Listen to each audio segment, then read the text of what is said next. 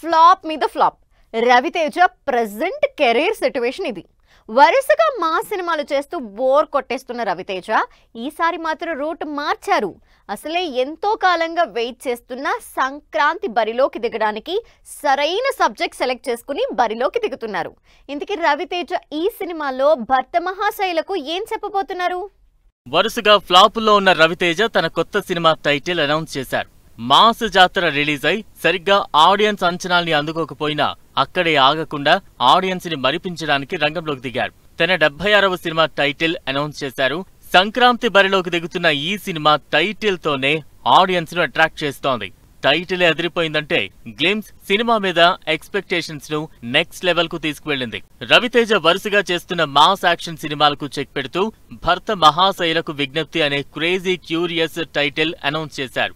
Title తోనే ఇది family audience కోసమే అన్న వైబ్ ఇచ్చేస్తున్నారు రవితేజ.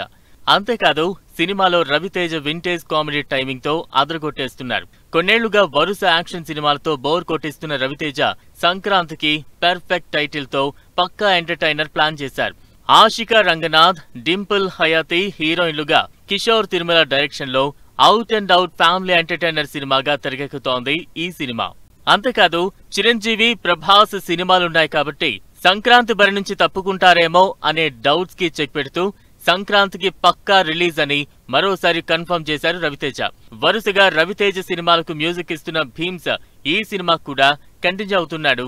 టైటిల్ గ్లిమ్స్ కి ఇచ్చిన మ్యూజిక్ ఇంప్రెస్ చేయడంతో ఈసారి కూడా సాంగ్స్ అదిరిపోతాయన్న కాన్ఫిడెన్స్ తో ఉన్నారు ఫ్యాన్స్. మరి 3 ఏళ్ల నుంచి వరుస మాస్ యాక్షన్ చేస్తూ ఫ్లాపుల్లో ఉన్న రవితేజ భర్త మహాశైలకు విజ్ఞప్తితో సంక్రాంతికి సాలిడ్ హిట్ కొడతారని ఎక్స్పెక్ట్ చేస్తున్నారు అభిమానులు.